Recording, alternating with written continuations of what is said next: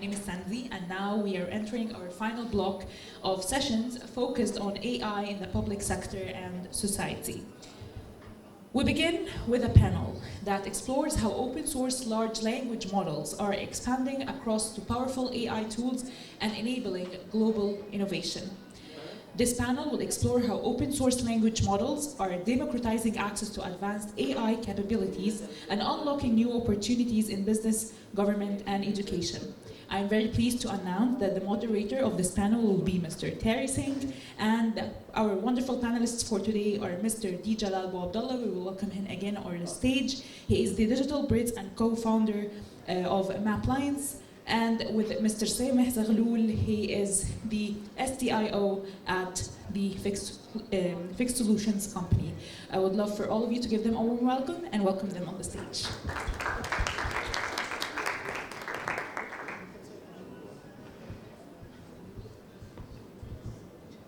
Thanks, everybody.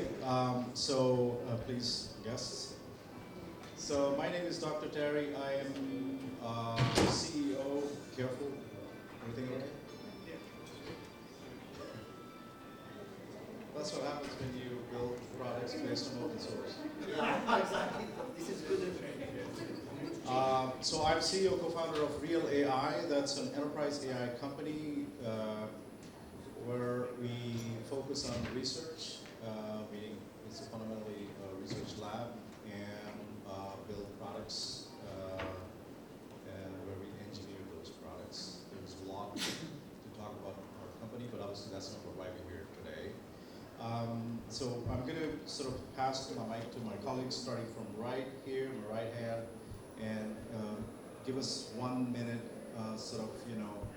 elevator pitch about yourself and your company, and let the guests know who you are.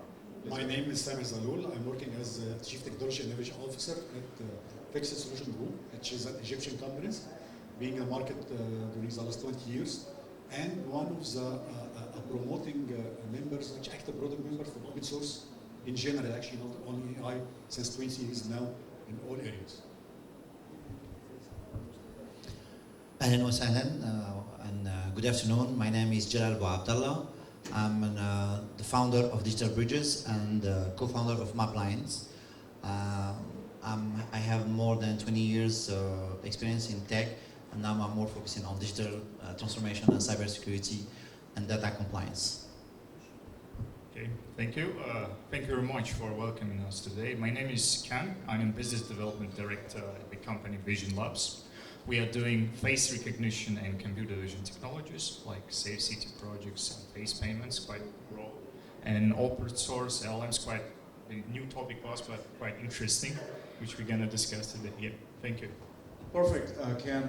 And you're also a Dutch company based out of the Netherlands. They're also traveling with us as part of the Dutch delegation. I'm not sure if you were at the booth and were able to interact with us and also all the other esteemed colleagues here. So this talk is going to be a little bit, less boring, hopefully, and more challenging. I will try to challenge my guests here with the status quo. And what we want to do is explore open source large language models and their effective applications in enterprises. Now, it's almost like saying, can we mix, can we try to create a new creature that's a cross between a goat and a horse? There is none. So what I'm going to start with the first question is, open source large language models have been popularized with, should have been with AI, but DeepSeek kind of showed the way that it's possible to miniaturize, meaning make the model smaller, make them efficient, and try to do inferencing at scale by keeping the inferencing cost low. So it opened up the market for many players to start releasing models. OpenAI is also going to release their model 3.5 very soon as full open source. So my first question is, when you hear these developments, what are the pros that you can think of from open source? We will go through the cons later, only the pros, the benefits. So the top 3 benefits that come to your mind, and I will go from you to, we need the mic. I guess if there are only 3, actually, well, first one will be trust. Second one will be transparency. Third one will be independence. Okay, stop. So open source can give us trust. It is, yes, I agree, it's transparent because you can inspect the weights, so you know how those models, because all the weights and are open, essentially, right? And the third one was? Independence, actually. This is Independence, yeah. I think it's great. But let me move to you, Djallal. So my colleague says, my esteemed colleague says, trust. How can you trust an open source model? For me, trust, I will put another thing that you said only pros, but I will bring it to another side, perhaps in the dark side of the open source. Transparency doesn't mean security. So for me, so there is a trap inside. So we need to be, let's say, to be careful. When we use this open source. So we need to say from where we bring the data, how if there is no bias, and we can check. We were talking with one of my friends about this open sources. Open source then doesn't mean just it's open for everything. So we need to check. Okay. So trust, transparency. I would argue. So yes, I agree with you. You know, don't blindly trust an open source model, because the person who has released an open source model could be a hacker, and they could have backdoor into putting, you know, any sort of rogue code to allow to sort of get more about your systems. Yes, but the transparency is where if you have to be smart. You have to have researchers and engineers to actually go and sift through the weights and learn and understand the code to be able to balance the perceived lack of trust, because they're open does not always mean they're trustworthy. But because they're transparently open, you have to reconstruct them to become enterprise ready. So do you agree, or?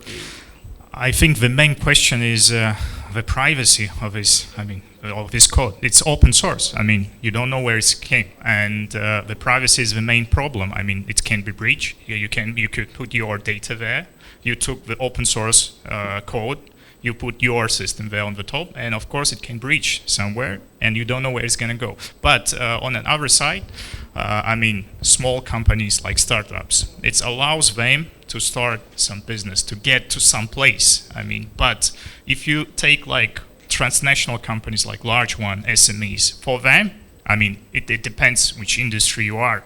For them, it's not secure maybe to use this platform. It's not secure. I mean, it's transparent, but you don't know where your data is gonna go. I mean, but of course it should have a team who gonna check the code and, as you said, understand everything. I mean, you should have really powerful team of developers who gonna check it. Yeah.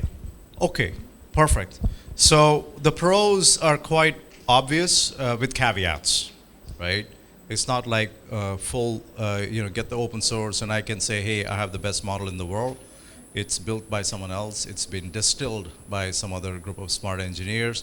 It has perhaps been hacked, which you're not aware of, so use your right team members. Now let's ask more direct question, because it's easy to talk about someone else's problem. Let's start by asking you, are you using open source inside your firm? Yes, something like 20 years ago now, actually. And the Dr. Djallal actually has a very, very comment. Open source actually has a hidden cost part. So we call it the hidden cost of open source, because actually you need to have the right skills and invest the right time actually and effort to tune this actually and close all the gaps and tune it actually to be bulletproof. If you did this actually and invest the right amount of effort and cost and money, of course, and resources, human resources. So let me stop you. So I really like your lecture, but when you use open source, I've spent 30 years in the industry. Yes, you're absolutely right. I agree with you. You have to have a full stable team. But with AI and open source, have you not run into any problems when using open source models, whether they're Llama or whatever? Many problems actually, because actually you need actually to check actually what purpose actually you are deploying this for it actually. So no size fits all, of course. This is one part. You need to select actually, and you need to implement this data science experiments like classical AI, by the way, the same for Gen AI. To reach actually the optimum model for this case. And the challenge actually now actually is that not 10 years ago when we were using NLP, natural language processing, there was some predefined classical approaches actually that we use in all projects. And more or less it was 90% stable. So, but now actually from month to month, not week, from week actually, you need actually to discover, evaluate, and select the right models for the job. Perfect. So Sameh, I think, yes, when you have 20 years of experience in your enterprise, you have built some form of safety net and best practices to circumvent and or to avoid the problems. What are your experiences in adoption of open source large language models? So again, my specific question is, have you or your team used any form of open source large language models in some form? No, for the moment, not for the moment, but we are thinking in MAPLIANCE, for example, in MAPLIANCE, we are building the platform who has people and companies to comply with any data mapping regulation or standards. So in the beginning, we used some AI agent and some models that are not open sources. But since like 3 months, we are thinking about to use these open sources to see if there is difference between these two, the models that we are already using, and the one that I would like to train, because we are going to train them with our own data, our own experience. Perfect. And Kan, I'm going to ask you a more direct question. Okay. So you're into computer vision, right? And are you using some form of open source libraries, or have you built your vision model? For example, VIT, Vision Transformers is one, which is, I don't know if it's better than convolution neural networks. So what form of open source, if you are using within your company and Yes. for your customers? Yeah. We are using, we have like large projects where usually we are going with a face recognition, but sometimes it requires other analytics. And we used open source LLM system for, open source LLM can detect, can explain the images, and it gives like text related to the images. What we have done, this is the question of commercializing actually the open source. We didn't have experience in this field. That's why we just went to open source. Took this as a fundament of starting something, and it gave us opportunity just to start and to analyze, to train. And what we have done, we created the system. We call it OpenCV now, but it allows you to create your own analytics based on LLM system. Of course, we started for open source. Then we understood that we should go on our own. We should go with our own large language models because it's not safe. We are working with security. We are working with banks. And of course, in order to prevent like breaches, data protection, cybersecurity, this kind of stuff, we decided to go in this way. And this, the case how we used open source LLM, in computer vision technologies. It's, of course, it's different places, but it allows you like to create something new and to commercialize. Yeah. Interesting, very interesting. And maybe let's stick to you, and then I'm going to move from there to you. Yeah. I saw this really interesting project. There was a there was a doctor, I forgot his name. He's very active on Twitter, and so there was a small program he was demonstrating. So it was a CT scan image in which so you have he was moving the cursor, and I don't know if you remember or if you have observed that. So he moves the cursor to within the organ and say which part of body am I moving, and then it says, okay, so what am I seeing? Am I seeing a lesion, as in abrasive tissue, which could be cancerous or not, and then or any other part, for example, it could be your knee cap, and then moving and saying, okay, so there is tissue or cartilage damage or something. And the interesting application of the language model, which is essentially text token output. it was quite impressive. Now, what we never know is if he spent 5 hours constructing that 15 seconds video, but it really impressed the doctors. It's like, that's like, it's a wonder drug. I mean, imagine in a typical healthcare scenario, you have,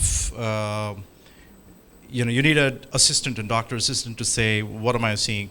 And now you have an LLM application together with your computer vision application to do both computer vision as in object detection and as well as explanation. So have you come across something like this? This is exactly what we do with R&D, the medical image analysis, like MRIs. We now are helping, like we have 3 projects with the medical. I mean, we detecting the image, and of course we're helping to detect the tumors, like cancer tumors before. Of course it's combined, but the same, it's using LLM system. Of course it's not currently open source. Yeah, we working with data of the hospitals, but we started from open source to train and to start this kind of way of doing business. Awesome. So not just commercial, so that's a discussion I want to drive now, not just commercial application, it is a huge productivity sort of, enhancer for your customers, which is unbelievable because you're talking about 3 full-time employees, bringing it down to a surgeon or a specific, domain specialist and help them solve the problem. Is there anything similar in that commercialization strategy, what you are thinking or envisioning to apply open source? Yes. LLM? Yeah, exactly. So I agree with Kan, what he said, and what you're suggesting. So in our company and in our platform, this is what we would like to, where we are going to, because we would like to let the customer to customize their standards. Sometimes you have some standards that it should be customized to a specific topic or specific sector. So we would like to give them this opportunity, and to do that we need to repose on an open sources solution. Awesome. So if I call you in 3 months' time, what is your sort of time window with your MAPLIANCE company that will you be using it? If I call you like in 6 months, would we have a more engaging conversation around the application like Canvas discussed? Yes, we have already. I'll hold on to you. Okay, we have already put in place more than 60 standards and regulation over the world, from AI Act, DORA Act, HIPAA, CPAA, also local GDPR, and we had like the few months we did have a discussion with the banking regulation. He said we have our own regulation, local regulation. We would like to customize it and to put it. So the only manner to do this is to go to use some open source tools and open source technology. Existing, reliable, trustworthy technologies which are accessible. Exactly. Perfect. Exactly. Actually, in this context, I'll add the following. Actually, we're already in Fixed Solution Group. Actually, we're already implementing this. Actually, couple of years now. We have a SaaS offering called quantumgenai.com. Actually, this is quantumgenai.com. This is currently in production currently for last 2 years. Okay.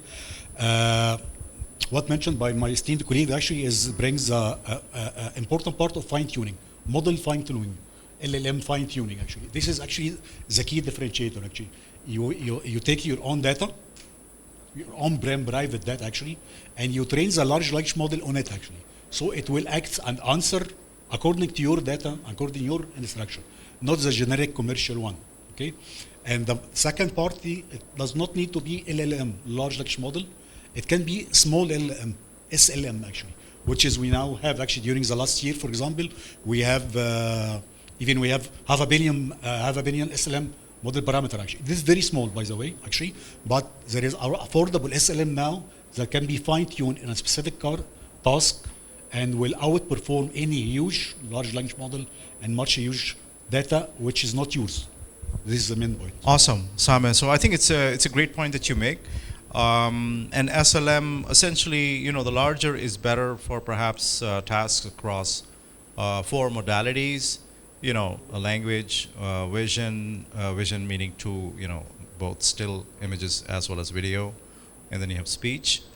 But in the end, you have to probably go downstream and quantize and prune these models in order to make them smaller. Without pruning is basically not losing your weight distribution in such a bad manner that they start becoming stupid. So I agree with you that the SLM approach and creating an SLM for compliance checker or SLM, another SLM for GDPR and another SLM for procurement or supply chain. So there will be kind of experts systems. Yes, so you know that MOE, how many people are, so maybe just trying to engage you guys as well, because you're just sitting in, how many people know what MOE is? What is MOE? Perfect. So mixture of experts is kind of a similar strategy. So the Llama 4 that was released, which I think actually was a bad release, unfortunately, because it was a hasty release, I would say. But one of the models has about 128 mixture of experts. So, but if you compartmentalize these instead of kind of throwing all the MOEs trained models, which is 600 a billion parameters, perhaps have them 8 or even half a billion, as you say. So I think that's a great approach. So now, since we're walking towards the street, the optimization street, why don't you tell me, are there other optimization strategies that you're thinking of? Because you seem to be quite well aware, and you guys are doing quite a bit of things across the world.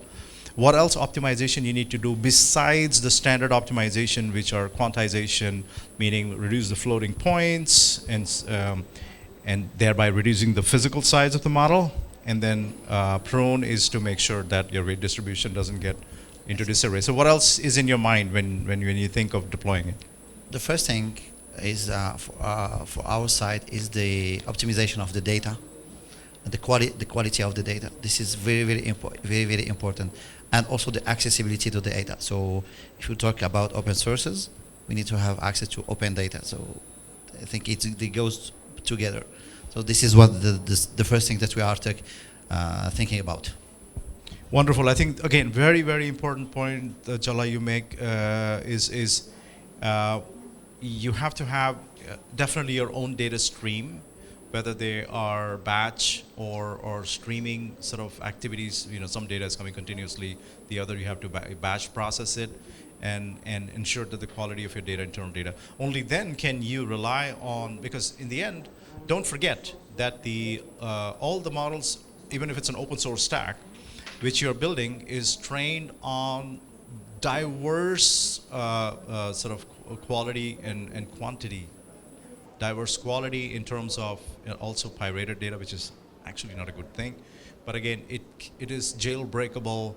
It has safety guardrails issues. So maybe let's talk about safety, because I think implementation, optimization, but safety. Have you come across any problems where you show it something and then you start asking a different question and it starts thinking, I'm looking at the anatomy of a mango instead of someone's heart? Yeah, of course, the errors, it's one of the main questions, yeah, every time when it's happening, because you should train it properly, of course, and you should give the proper data, yeah, as you said, and of course you should train it in a manner how it's going to work. I mean, sometimes it gives you a large amount of errors, and sometimes it's hard to get what exactly you want. We used it in many ways. I mean, when we work with government, yeah, and of course the bureaucracy is the main problem that they have, and we tried to put like the LLM as well. And I mean, it's another story. It's not exactly our firm, but there's in our consortium that we are working. And of course, the main question was like how we can prevent this kind of false alarms. I mean, false, not detection, but errors in this place. And we tried, in many other ways. I mean, when you get the open source, you should go in many different ways. I mean, and it's as I said, the security is the main point there. Yeah. Definitely. Absolutely, especially when you're operating in a regulated environment. Your customer is in healthcare, and in Netherlands, if you're selling it to whether the local medical colleges or institutions, that is definitely a very important thing.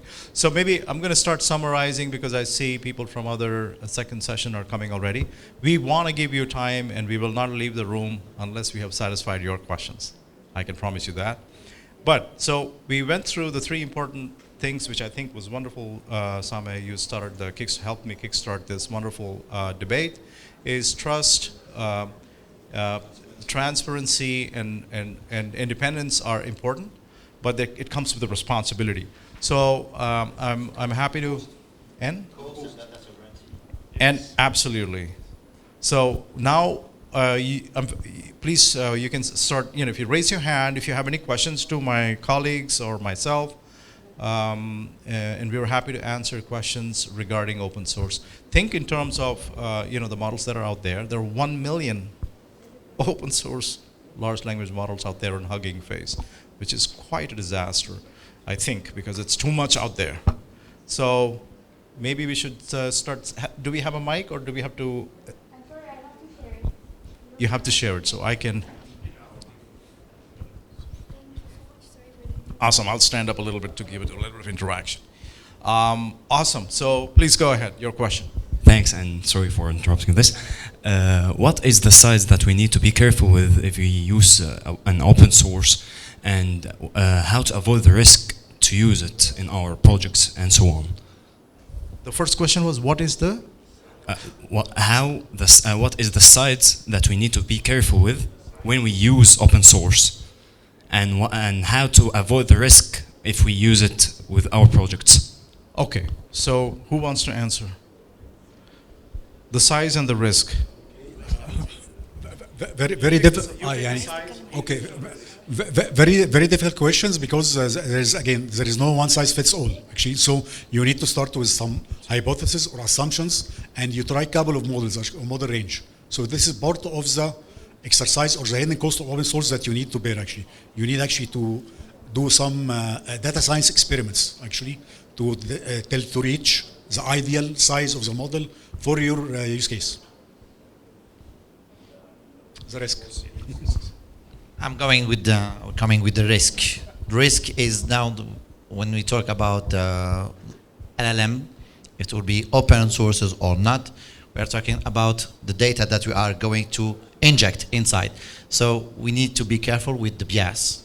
This is the first thing. BS. Oh yeah. Yes. BS. Okay. BS. So this is the first thing. Second, security. The third is, where is your data located? For example, you are going, let's say there is two companies, two banks. One is the concurrent of the others. The first one, there is, let's say the chief strategy officer asks one of his colleague to summarize the strategy, the company strategy. So he's going to use this open AI chat GPT. So please, I don't have time, summarize me. But in the other side, the other company is the concurrent. So no, he knows that the first company is the concurrent, and he's already inject the strategy. The second, when he will ask, the open AI, you train it again with the other way. Yeah. So basically, you're describing what McKinsey has been doing for the last 75 years. Exactly. I used to be, in my previous life, before I became an honest engineer, I was always honest. Believe me. But when I was a consultant, I was selling best practices from one bank to the other. So, but again, now you have an LLM that is doing that job. Jokes apart, next question. So I think great answers, thank you.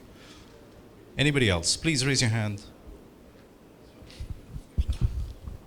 And let's try to keep questions short and answers short, so we get more people. My question is for Mr. Sameh. You've said the model is being trained on a specific data set, and that basically you keep training it over that data set until it becomes so optimal that it gives you accurate answers. But what if we provide it with different data sets? Will it provide the same sufficiency and effectiveness in calculating the accuracy? And what do you think? Basically, because as an AI engineer, no two questions, only one question. Yeah, it's the same. It's a single question. He works for me, so I can be a bit rude. This is excellent questions. Actually, his answer is MLOps, or recently during the last 2 years, actually, we call it LLM Ops. What is LLM Ops actually is a continuous evaluation, training and deployment of your LLM actually, based on the updated data and your continuous evaluation. So any machine learning model and LLM as well actually cannot be trained once and leave it forever working. No, you need continuous evaluation, monitoring, retraining, redeployment. So LLM Ops. Yeah, perfect. It's also called model drift, right? So we always make sure that the models parameters are in place. You guys are fine. Like maybe next question I want Kan to answer. I thought the first one was, I'm sorry, I will go by a sequence. I'm a bit Dutch in that way. So you wait your turn. I can walk a little bit. Hello. Go ahead, sir. Oh, okay. I was asking about when going live with AI-driven solution for knowledge retrieval. So going RAG techniques or methods versus starting from training data sets on LLMs, different approach results with different accuracy. So we've been relying on RAG for fast results. So would training from all over again on data sets for open source LLMs would make difference? Because we're struggling to know and we do not have the time luxury to test this theory. Gotcha question. Do you want me to repeat the question or? No, this is the classical problem I would say. The answer is actually, yes. The answer is actually, let me summarize the three approaches for working with LLM. First one actually is to train your large language model from scratch. And this will need huge resources. This is almost out of the question. Second approach is fine-tuning. Fine-tuning LLM or SLM actually means only training the last few layers.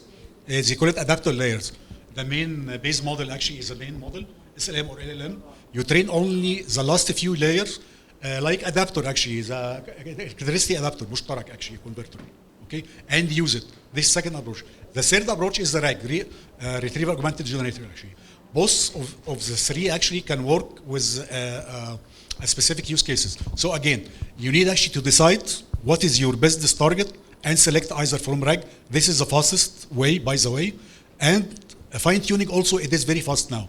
And can using SLM, fine tuning SLM is very fast, very time efficient, can achieve very accurate results in specific small tasks, not generic. Can be better than RAG? Better than RAG in a specific tasks. Do you disagree, or you can disagree? You will not be enemies. Okay, so I will pinch you a little bit. So RAG versus fast training versus fine tuning.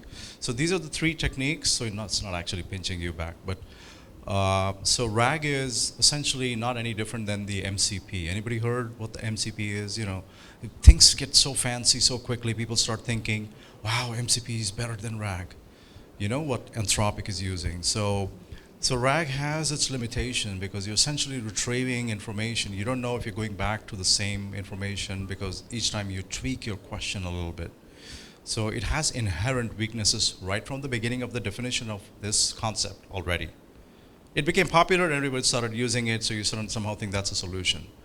My personal advice would be to either fine-tune, perhaps even use transfer learning and retrain those models.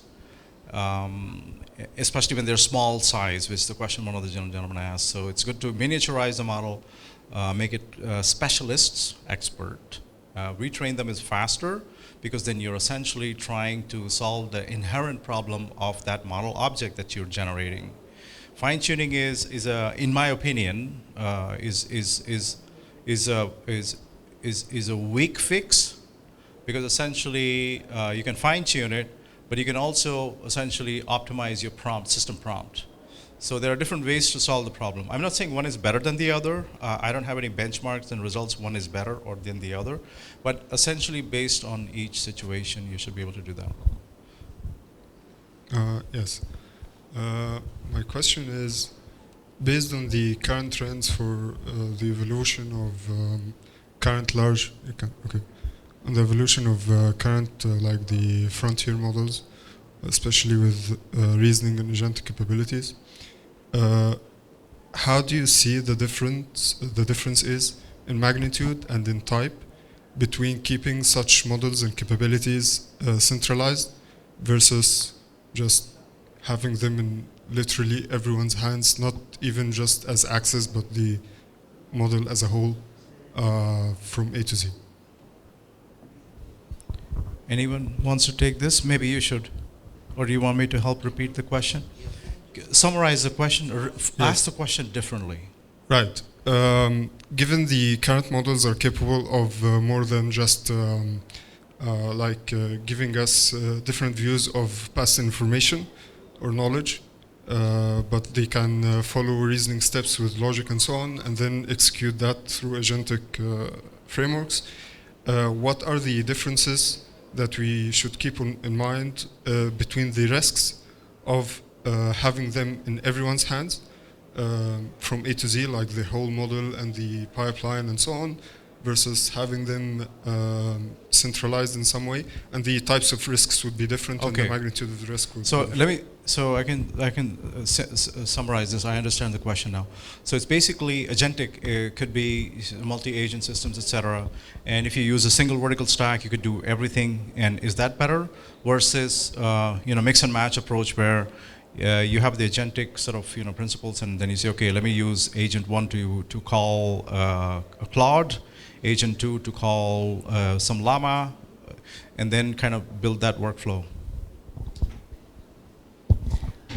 This morning, I think that the first conference was from Mr. Wael, who was working for Google, and he was talking about this kind of this use case.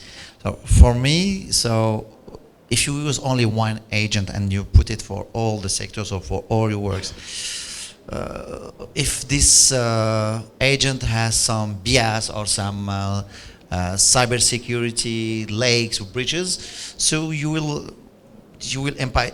impact all what you are doing. But if you diversify your agent, from my perspective, it's better. In Algeria, we have in France, and we said, on met pas les mêmes œufs dans le même panier. We not put all the eggs in the same bag.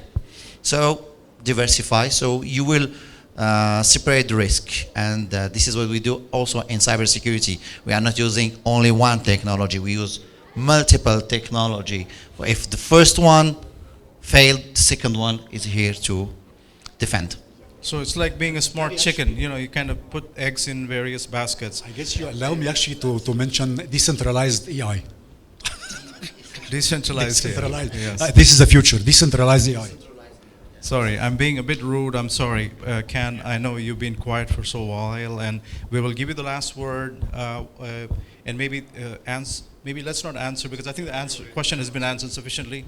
What is the advice that you want to give to this audience regarding multi-agent systems, optimization from a company that your engineers are having the same problems and challenges, perhaps in one sentence, because we've run out of time? Yeah, of course. The main point is just to start. I mean, open source LLM, just to summarize everything, it allows you just to start something. I mean, you can train, and it allows you to go in different ways. And the main suggestion, actually, just to try it. I mean, just try it. And of course, you don't need to worry about data breaches and what we discussed here, because if this is for the big companies, and when you're going to get, and you can get quickly to this point, at this point, of course, this will be the question for you. But just open source LM, I think, for the students, for the startups, is the good thing, mostly, because, it allows you to start. Yeah, thank you. I think this is probably the best advice, and I say this to my team every day. We have daily stand-ups because we are constantly pivoting. So I think what actually Kan is actually saying is daily try and pivot. And the best answers you will find yourself, and some breakthroughs will also come. We have some inventions we stumbled into them because the problems were impossible to solve. So I think it's a great advice. Try, experiment, learn from your own mistakes, And because the industry is really evolving. We're not talking about structured data like databases, right? We've solved that problem 50 years ago. Columnar data, how to join tables, because we always knew we would get expected results. Unfortunately, unstructured data, again, packed up in a tensor object, which is your AI model, is unbelievably unreliable. Even I wanted to give me answers to something which I'm asking a scientific question, but if it is trained on LibGen, which is the largest pirated data set in the world with almost 100 terabytes of data, which Llama is based on, by the way, all of you, and Mark Zuckerberg, and they all have internal emails that have been released. It will not be able to give, because the weight, the weight strength and the weight distribution for that specific scientific question is weak. So you will have to tweak it off, you will have to train it, and pivoting and testing is the best way to do it. With this, a huge round of applause to yourself and to these wonderful panelists. Thank you. And since we are keeping it fun and exciting, a huge round of applause for me. This joke. Sorry. Thank you so much. It's a wonderful conference. You know that at DSC, in a separate role, I also help and co-chair this conference in Europe. We're very excited to see you guys learn and do wonderful things. Reach out to our team, the DSC team in Egypt, and also in Europe. Thanks very much.